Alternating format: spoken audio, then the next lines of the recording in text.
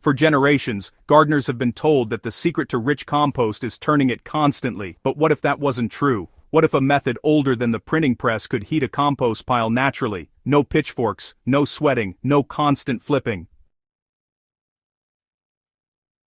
Over 1,000 years ago, ancient farmers discovered a way to keep their compost steaming through the coldest nights using simple layering, controlled moisture, and microbial insulation. This forgotten method doesn't rely on effort, it relies on understanding how nature works. And once you grasp it, your compost can reach ideal temperatures and break down faster without ever being turned.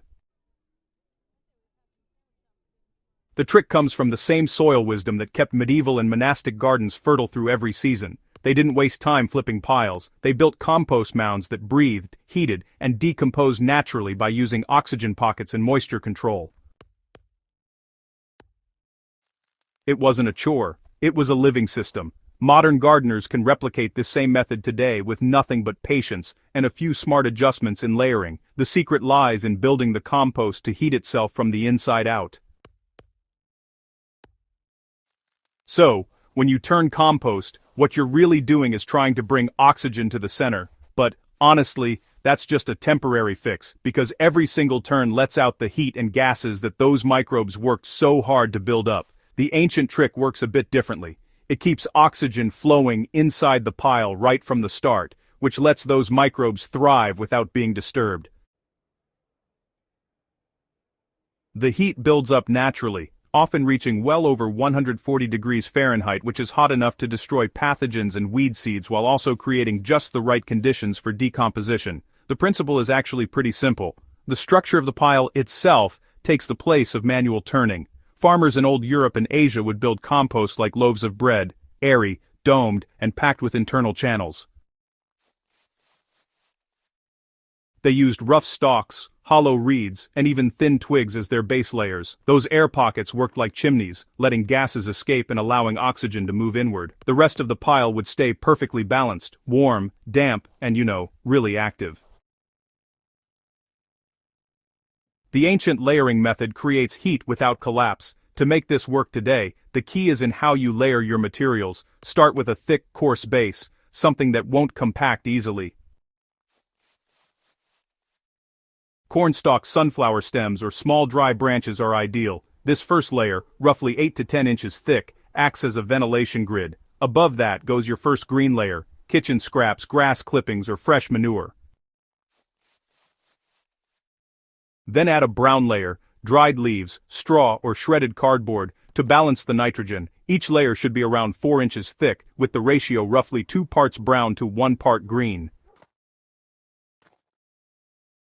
Once you reach knee height, just sprinkle a little garden soil or old compost between the layers. This introduces microbial life and helps tie everything together. As the pile rises, go ahead and taper it slightly inward, forming a dome. That shape prevents waterlogging and allows rain to run off naturally, which helps keep the temperature steady. This design means the center of the pile stays oxygen-rich, while the outer layer insulates it like a natural blanket. The microbes inside generate heat as they digest the organic matter, and because you never disturb them, that heat is conserved and multiplied. Within a few days, the internal temperature climbs without any turning at all. Moisture and insulation are what keep the microbial engine running. Medieval farmers didn't have thermometers, but they understood compost by touch. Too dry and decomposition slows, too wet and oxygen is blocked. The perfect balance feels like a wrung-out sponge, damp but never dripping. This can be achieved by spraying water as you build the pile, and covering it with a breathable top layer like straw or burlap. The cover traps heat and keeps evaporation low, while still allowing airflow.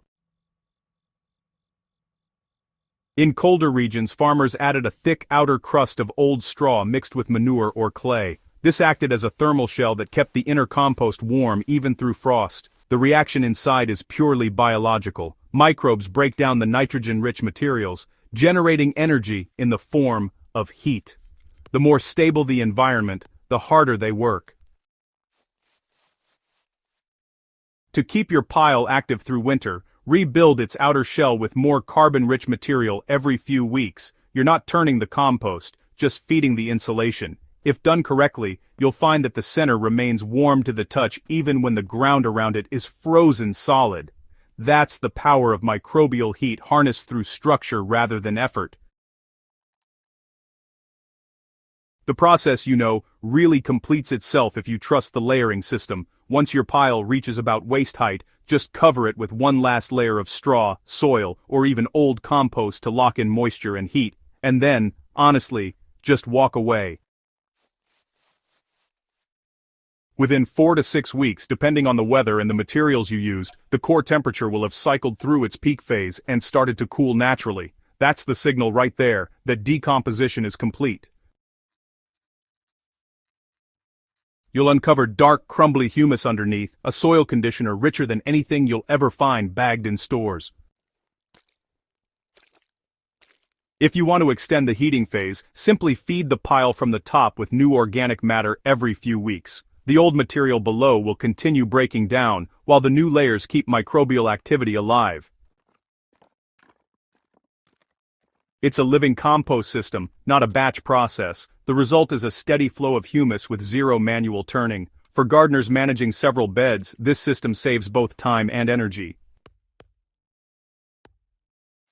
Instead of turning piles weekly, you can build 2 or 3 slow-heating mounds in rotation. While one cures, the others are heating. It's a continuous cycle of natural warmth and nutrient production, exactly as it was done centuries ago. The 1,000-year-old secret is really about letting biology, not labor, do the work. The real lesson here is patience. Ancient farmers, they didn't rely on machinery or constant human effort. Instead, they put their faith in structure, moisture balance, and a trust in microbial systems that just never failed. Turning compost actually interrupts that process. Leaving it alone, when it's built right, lets those systems complete their natural rhythm. The heat produced is steady, sustainable, and renewable, a true reflection of how organic matter should behave in soil. So, modern science has confirmed what those early growers already knew. Aeration and moisture management are what make or break compost, not turning. By letting the pile breathe from the start, you're creating an ecosystem where microbes can do their work efficiently. So, the result is faster heating, deeper decomposition, and nutrient-rich compost with less effort. Isn't that just great? So, the next time someone tells you compost only works if you turn it weekly, just remember, 1,000 years of soil wisdom says otherwise. The old masters, they knew how to heat compost without ever touching a pitchfork, and honestly, their methods still outperform most modern setups today. Build your pile the way nature intended, let it work in silence, and you'll see why the ancients never wasted their strength on flipping what life could turn on its own. For more forgotten gardening wisdom that saves time, restores soil, and keeps your garden thriving with natural power, go ahead and subscribe to Hydrohaven, and hey, share this with someone who still thinks compost needs constant work. The oldest tricks in the book are often the smartest, and, well, this one really proves it.